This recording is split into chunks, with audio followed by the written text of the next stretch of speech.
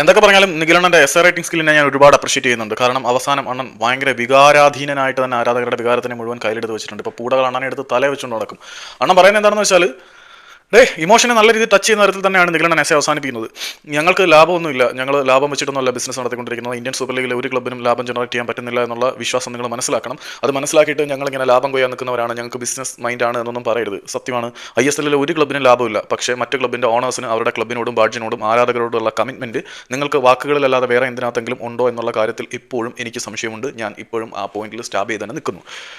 North east യുണൈറ്റഡിൻ്റെ ഓണറായിട്ടുള്ള John അബ്രഹാമിൻ്റെ വാക്കുകൾ കേട്ടാൽ ആ മനുഷ്യൻ ആ ക്ലബിനോട് കാണിക്കുന്ന കമ്മിറ്റ്മെൻറ്റ് എന്താണെന്നും നിഖിലണ്ണൻ്റെ വൈകാരികമായിട്ടുള്ള എസ്സേ വായിച്ചു കഴിഞ്ഞാൽ അണ്ണൻ ആരാധകരോട് കാണിക്കുന്ന സമീപനം എന്താണെന്നും മനസ്സിലാവും. ഈ തീർന്നിട്ടില്ല. അണ്ണൻ പിന്നെ പറഞ്ഞിരിക്കുന്ന ഒരു സാധനം, ഞങ്ങൾ ക്രാവിൻസിൻ്റെ ചിപ്സ് ആയാലും ഗോലി സോഡ ആയാലും വിൽക്കുന്നത് ലാഭം ഉണ്ടാക്കാൻ വേണ്ടിയിട്ടല്ല, പിന്നെ എന്തിനും മല മറിക്കാൻ വേണ്ടിയിട്ടാണോ എന്നുള്ളതാണ് ചോദ്യം. ക്ലബിൻ്റെ ഒരു റവന്യൂ മോഡലും എക്കോ സിസ്റ്റം ഒക്കെ വളർത്തിയെടുക്കാൻ വേണ്ടിയിട്ടാണ്. ഈ റവന്യൂ മോഡലും എക്കോ സിസ്റ്റം വളർത്തിയെടുക്കുന്നത് മാങ്ങ പറിക്കാനും ചേന പുഴുങ്ങാനും ഒന്നും അല്ലല്ലോ. അൾട്ടിമേറ്റ്ലി ലാഭം വെച്ചുകൊണ്ട് തന്നെയാണ് ഇതൊക്കെ ഇറക്കിയേക്കുന്നത് എന്നുള്ള കാര്യം നമുക്കും എല്ലാവർക്കും അറിയാം. റവന്യൂ മോഡൽസും മറ്റു കാര്യങ്ങളൊക്കെ വർദ്ധിപ്പിക്കുന്നത് എന്തിനു വേണ്ടിയിട്ടാണ്? വെറുതെ അല്ലല്ലോ. ഞങ്ങളുടെ ലാഭം മുഴുവൻ, ഞങ്ങൾക്ക് ടിക്കറ്റ് റവന്യൂവിലും മറ്റും കിട്ടുന്ന ലാഭം നിങ്ങൾ ഈ ക്ലബ്ബിന് തന്നെയാണ് ചിലവഴിക്കുന്നത്. ഓഫ് കോഴ്സ് നിങ്ങൾ ക്ലബ്ബിൽ തന്നെയാണ് ചിലവഴിക്കുന്നത്, അല്ലെന്ന് നിങ്ങൾ ആരും പറഞ്ഞിട്ടില്ല. നിങ്ങളുടെ ബിസിനസ് ഇൻട്രസ്റ്റും കാര്യങ്ങളും എല്ലാം ഈ ക്ലബ്ബിലോട്ട് തന്നെയാണ് പോകുന്നതെന്ന് നമുക്കറിയാം. കാരണം ഇത് ലോങ് റണ്ണിൽ പ്രോഫിറ്റ് ഉണ്ടാക്കുന്ന സാധനമാണ്. ബ്രേക്ക് ഇവൻ പോയിന്റിനോട് അടുത്തുകൊണ്ടിരിക്കുന്ന ഒരേ ഒരു സാധനം കേരള ബ്ലാസ്റ്റേഴ്സ് മാത്രമാണ്. നമ്മൾ എപ്പോഴും ആവർത്തിച്ച് പറയുന്ന സാധനമാണ്. മറ്റ് ക്ലബ്ബുകളെല്ലാം ഭീമമായിട്ടുള്ള നഷ്ടം സഹിക്കുമ്പോഴും കേരള ബ്ലാസ്റ്റേഴ്സ് അത്ര ഭീമമായിട്ടുള്ള നഷ്ടം സഹിക്കുന്നില്ല. ഇത് ഇൻ കോഴ്സ് ഓഫ് ടൈം ലാഭത്തിലാവും എന്ന് എല്ലാവർക്കും അറിയുന്ന കാര്യമാണ്. മാത്രമല്ല ബ്ലാസ്റ്റേഴ്സ് വിപണന മാതൃകകൾ ഒരുപാട് തുറന്നിരുന്നുണ്ട്. ഇത് ക്ലബിൻ്റെ എക്കോസിസ്റ്റം വർദ്ധിപ്പിക്കാനാണ്, റവന്യൂ മോഡൽ വർദ്ധിപ്പിക്കാനാണ് എന്നൊക്കെ പറയുന്നത്. ഈ റവന്യൂ മോഡൽ വർദ്ധിപ്പിക്കുന്ന അൾട്ടിമേറ്റ്ലി ലാഭം ഉണ്ടാക്കാൻ വേണ്ടിയിട്ടാണ് എന്നുള്ള കാര്യം നമുക്ക് എല്ലാവർക്കും അറിയാം. പ്ലേയേഴ്സിന് വിൽക്കുന്ന പൈസ ഞങ്ങൾ ക്ലബ്ബിൽ തന്നെയാണ് ഇൻവെസ്റ്റ് ചെയ്യുന്നത്. ഓക്കെ, നിങ്ങൾ പ്ലേയേഴ്സിന് വിൽക്കുന്ന പൈസ എടുത്ത് വീട്ടിൽ കൊണ്ടുപോകുന്നതല്ല പറയുന്നത്, നിങ്ങൾ നിങ്ങളുടെ ബിസിനസ് വളർത്തുന്നു എന്ന് മാത്രമാണ് പറയുന്നത്. ഇതെല്ലാം ചെയ്തിട്ട് ഞങ്ങൾക്ക് ബിസിനസ് ഇൻട്രസ്റ്റ് ഇല്ല എന്ന് പറയുന്നതിനോട് ഒരു തരത്തിലും യോജിക്കാൻ കഴിയുന്നില്ല. പിന്നെയാണ് എൻ്റെ ഏറ്റവും വൈകാരികമായിട്ടുള്ള സാധനം, ഈ ഫുട്ബോളിന് ജാതിയില്ല, മതമില്ല, വർഗ്ഗമില്ല, വർണ്ണമില്ല, മറ്റ് ഭേദങ്ങളൊന്നുമില്ല എന്ന് പറഞ്ഞ് ഫുട്ബോളിനെ വാനോളം പുകഴ്ത്തുന്ന ആളുകൾ മറ്റ് സംസ്ഥാനത്ത് നിന്ന് വന്നവരാണ്, ഞങ്ങൾ കേരളത്തിന് പുറത്തുള്ളവരാണ് എന്ന് പറഞ്ഞ് ഞങ്ങളെക്കുറിച്ച് മോശമായിട്ട് പറയുന്നു. ഞാൻ സ്വയം വിശ്വസിക്കുന്നത് കേരള ബ്ലാസ്റ്റേഴ്സിനെയും മാനേജ്മെന്റിനെയും പിന്നെ ഇവരുടെ അടിമപ്പടയും ഏറ്റവും കൂടുതൽ വിമർശിച്ചിട്ടുള്ള യൂട്യൂബർ ഞാനാണെന്നാണ് ഞാൻ സ്വയം വിശ്വസിക്കുന്നത്. ഞാൻ ഇതുവരെയും അവർ വേറൊരു സംസ്ഥാനത്ത് നിന്ന് വന്നവരാണ്, അവരുടെ സംസ്ഥാനത്തിൻ്റെ സ്പിരിറ്റാണ് എന്നൊന്നും പറഞ്ഞ് കളിയാക്കിയതായിട്ട് എനിക്കറിയത്തില്ല. ഞാൻ പറഞ്ഞിട്ടില്ല അവർ വേറൊരു സംസ്ഥാനത്ത് നിന്ന് വന്നവരാണ് എന്ന് പറഞ്ഞ് ഞാൻ ഇതുവരെയും അവരെ പുച്ഛിച്ചിട്ടില്ല. ഞാൻ മാത്രമല്ല, ഭൂരിഭാഗം ആളുകളും ഇത് സിമ്പതി സീക്കിംഗ് ആയിട്ടാണ് എനിക്ക് തോന്നുന്നത്. കാരണം ഈ ഒരു സാധനം എടുത്തിട്ട് കഴിഞ്ഞാൽ ഞങ്ങൾ വേറെ സംസ്ഥാനത്ത് നിന്ന് വന്നവരാണ് എന്ന് പറഞ്ഞ് ഞങ്ങളെ മാറ്റി നിർത്തി കഴിഞ്ഞാൽ ആരാധകരെല്ലാം ഒരുമിച്ച് നിൽക്കും, അണ്ണനോട് അനുഭാവം പ്രകടിപ്പിക്കും എന്നൊക്കെയാണ് വിശ്വാസമെങ്കിലും ആയിക്കൊള്ളൂ. അത് അണ്ണൻ്റെ സ്ട്രാറ്റജി ആയിരിക്കാം, അണ്ണൻ്റെ ട്രംപ് കാർഡ് ആയിരിക്കാം, എന്ത് തന്നെയാണെങ്കിലും അതങ്ങനെ തന്നെയാണ്. പിന്നെ ഏറ്റവും പ്രധാനപ്പെട്ട കാര്യം അണ്ണൻ പറഞ്ഞ എന്താണെന്ന് വെച്ചാൽ, നന്നായിട്ട് പുള്ളിക്ക് എസ് എഴുതി ആളുകളെ മാനിപ്പുലേറ്റ് ചെയ്യാൻ അറിയാം എന്ന് ഞാൻ വിശ്വസിക്കുന്നുണ്ട്. ഒരുപാട് ആളുകൾക്ക് അങ്ങനെ എസ് എഴുതി മാനിപ്പുലേറ്റ് ചെയ്യാൻ അറിയാം. പല ഡയലോഗിലൂടെ മാനിപ്പുലേറ്റ് ചെയ്യുന്നത് നമ്മുടെ തലയിലാണ്. തെറ്റെന്ന് നമ്മളെ കൊണ്ട് തന്നെ ചിന്തിപ്പിക്കുന്ന അവസ്ഥയിലേക്ക് എത്തിക്കാൻ പറ്റുന്ന ആളുകളെ നമ്മൾ റിയൽ ലൈഫിലും ഒരുപാട് തവണ കാണാറുണ്ട്.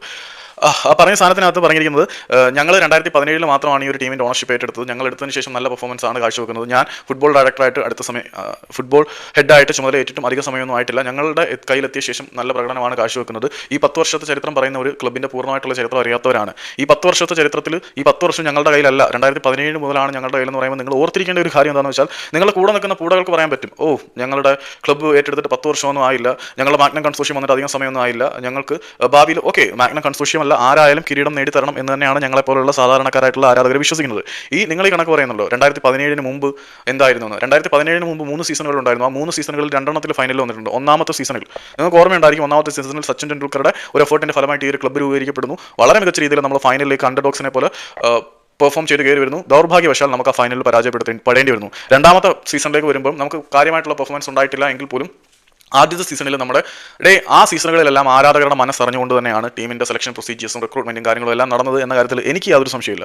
ആദ്യത്തെ സീസണിൽ നമ്മൾ ഗോളുകൾ അടിക്കുന്നില്ലായിരുന്നു, ഡിഫൻസിൽ ഫോക്കസ് ചെയ്തിട്ടുള്ള ഒരു ടീമായിരുന്നു. അതുകൊണ്ട് രണ്ടാമത്തെ സീസണിൽ അറ്റാക്ക് എൻഫോഴ്സ് ചെയ്യാൻ വേണ്ടിയിട്ട് ഡിഫൻഡേഴ്സിൽ അധികം ഇൻവെസ്റ്റ്മെൻറ്റ് എന്ന് വെച്ചാൽ നമ്മുടെ മാർക്കി പ്ലെയറായിട്ട് നമ്മൾ കാർലോസ് മർച്ചാന എന്ന് പറയുന്ന ഒരു സ്പാനിഷ് പ്ലെയറിനെ കൊണ്ടുവരാനായിരുന്നു തീരുമാനിച്ചത്. പക്ഷേ ചില പ്രശ്നങ്ങൾ മൂലം മർച്ചാന ഇവിടെ വരാതിരിക്കുകയും കേരള ബ്ലാസ്റ്റേഴ്സിൻ്റെ ആ ഒരു സൈനിങ് അവിടെ പാളി പോവുകയും ചെയ്തു. പിന്നെ ക്രിസ് ഡാഗ്നൽ, അന്റോണിയോ ജർമ്മൻ തുടങ്ങിയ മികച്ച താരങ്ങളെ സ്ട്രൈക്കേഴ്സിനെ മുന്നിലേക്ക് കൊണ്ടുവന്നു. പക്ഷേ നമുക്ക് ആ ഒരു സീസണിൽ കാര്യമായിട്ട് പെർഫോം ചെയ്യാൻ പറ്റിയില്ല എങ്കിൽ പോലും ആദ്യ 3 സീസണുകൾ വെച്ച് നോക്കുമ്പോൾ ഏറ്റവും കൂടുതൽ ഗോളുകൾ അടിക്കാൻ പറ്റിയ സീസൺ അതായിരുന്നു. ക്രിസ് ഡാഗ്നർ ഉണ്ടായിരുന്നു, മുഹമ്മദ് റാഫി ഉണ്ടായിരുന്നു, സ്ട്രൈക്കിംഗ് സോൺ വളരെ മികച്ചതായിരുന്നു. പക്ഷേ ചില പ്രശ്നങ്ങൾ മൂലം ബ്ലാസ്റ്റേഴ്സിന് ആ സീസണിൽ കാര്യമായിട്ട് പെർഫോം ചെയ്യാൻ പറ്റിയില്ല. മൂന്നാമത്തെ സീസണിലും ഫൈനലിൽ വന്നു. കേരള ബ്ലാസ്റ്റേഴ്സിന്റെ ആരാധകരെ ഏറ്റവും കൂടുതൽ വൈകാരികമായിട്ട് ത്രസിപ്പിച്ച ഒരു സീസണായിരുന്നു മൂന്നാമത്തെ സീസൺ. ഇതിന് മുമ്പുള്ള ഓണേഴ്സിനെ കുറിച്ച് നിങ്ങൾ ഇപ്പോൾ കുറ്റം പറയുന്നുണ്ടെങ്കിൽ ആ മുമ്പുള്ള ഓണേഴ്സ് 3 സീസണുകളിൽ 2 നമുക്ക് ഏറ്റവും മനോഹരമായിട്ടുള്ള ഓർമ്മകൾ വന്നതാണ്. പിന്നീട് വരുന്ന സീസണുകളിലെല്ലാം കേരള ബ്ലാസ്റ്റേഴ്സിന്റെ ആരാധകർക്ക് വേണ്ടി ആരാധകരുടെ വികാരം ഉൾക്കൊണ്ടാണ് അവർ സൈനിങ് നടത്തിയിട്ടുള്ളത്. അതുകൊണ്ട് ആ മാനേജ്മെന്റിനെതിരെ പ്രൊട്ടസ്റ്റ് നടത്തേണ്ട ആവശ്യം ആരാധകർക്ക് ഉണ്ടായിരുന്നില്ല എന്നുകൂടി മനസ്സിലാക്കണം. പിന്നെ നിങ്ങൾ വന്നിട്ട് നിങ്ങൾ വന്നിട്ട് എന്തൊക്കെ മലമറിക്കുന്നതായിട്ടാണ് നിങ്ങളുടെ വിശ്വാസം. നിങ്ങൾ ഒരുപാട് കാര്യങ്ങൾ ചെയ്യുന്നുണ്ട്.